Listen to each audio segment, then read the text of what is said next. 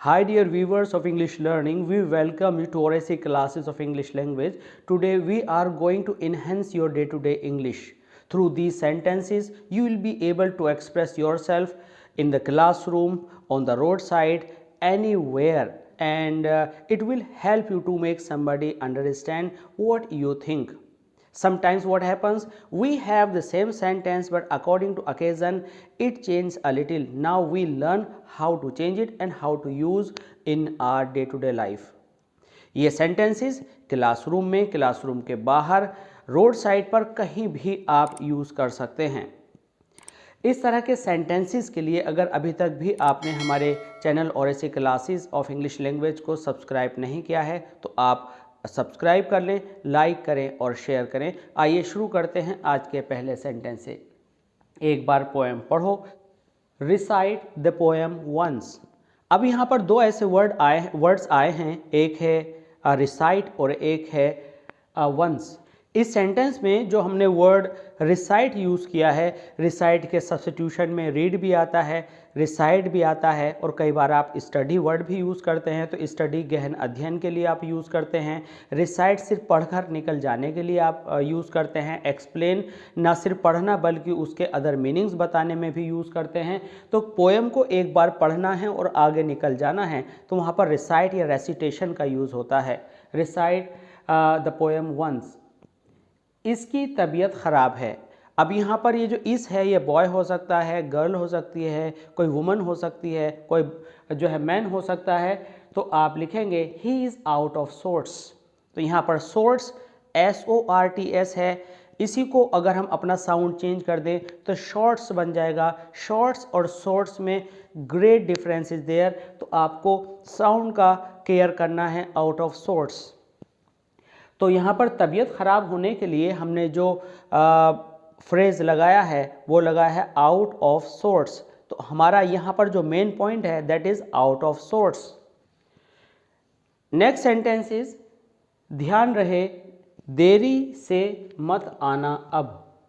यहाँ पर आप से लगा लें, देरी से मत आना अब आप यहाँ पर देख रहे हैं कि जब हम बोलते हैं तो बोलने में हम ये ध्यान नहीं रखते कि कहाँ पर हमें सब्जेक्ट लेना है, कहाँ पर हमें वर्ब लेनी है, कहाँ पर आपको ऑब्जेक्ट लेना है। कई बार क्या होता है कि हमने पहले वो पार्ट बोल दिया जो ग्रामेटिकली सेंटेंस में लास्ट में आता है। तो in spoken it will do no problem. आपने जो पहले बोल दिया it's okay fine. Spoken English means just to make somebody understand कि आप क्या सोच रहे हैं। उसमें आपने ये बिल्कुल फिक्र नहीं करनी है कि आपने सब्जेक्ट पहले बोल दिया, वर्ब पीछे रह गई, ऑब्जेक्ट हो गया। फिर भी कहीं एक तरीका होता है, वो हम इन सेंटेंसेस के थ्रू आपको देने की कोशिश कर रहे हैं। तो ये हमारा थर्ड सेंटेंस है ध्यान रहे देरी से मत आना अब। तो यहाँ पर ध्यान रहे के लिए पे अटेंशन जैसे जो ट्रेडिशनली यूज्ड वर्ड्स हैं उनको हम यहाँ से रिमूव कर रहे हैं और कुछ नया लेने की कोशिश करेंगे। आप कहेंगे mind it, never be let any longer, never be let any longer now. Any longer means और आगे नहीं। फटाफट करो, फटाफट चलो। कोई भी काम अगर आप फटाफट के साथ यूज़ करते हैं तो आप कहेंगे लुक शार्प। लुक शार्प का मतलब होता है कि ऐसा दिखो जो एक्टिव हो, कदम तेज़ बढ़ाओ, पढ़ने जल्दी पलटो या जल्दी करो, कहीं भी आप यूज़ कर सकते हैं लुक शार्प। टाइम काटे नहीं कटता। तो अगर हम इसकी ट्रांसलेशन के तौर पर देखें तो इसको ट्रांसलेट करना काफ़ी डिफ़िकल्ट साबित हो सकता है, लेकिन हमें वर्ड फॉर वर्ड ट्रांसलेशन नहीं करनी बल्कि एक एक्सप्रेशन सीखनी है कि हम इस थोरो सेंटेंस को कैसे एक्सप्रेस कर सकते हैं। तो आप कहेंगे time Hanks heavy. Hanks heavy, तो इसका मेन पॉइंट है हैंग्स हैवी। दिमाग तो सही है आपका, तो इंग्लिश में आप एक्सप्रेस करेंगे आर यू इन सेंसेस। यहाँ हमारी नेक्स्ट एक्सप्रेशन है खैर ठीक है, वेल इट्स ओके या वेल इट्स फाइन। लड़ना मत, वह तुम्हारी हड्डी पसली एक कर देगा। तो आप कहेंगे डोंट फाइट या don't engage in fighting otherwise he will turn you to pieces. लगता है तुम्हें सबक सिखाना ही पड़ेगा। तो यहाँ पर लगता है के लिए आप लिखेंगे it seems I will have to take you to task. तो टेक यू टू टास्क इसका मेन पॉइंट है और सबक सिखाने के लिए आप टेक यू टू टास्क लगाते हैं।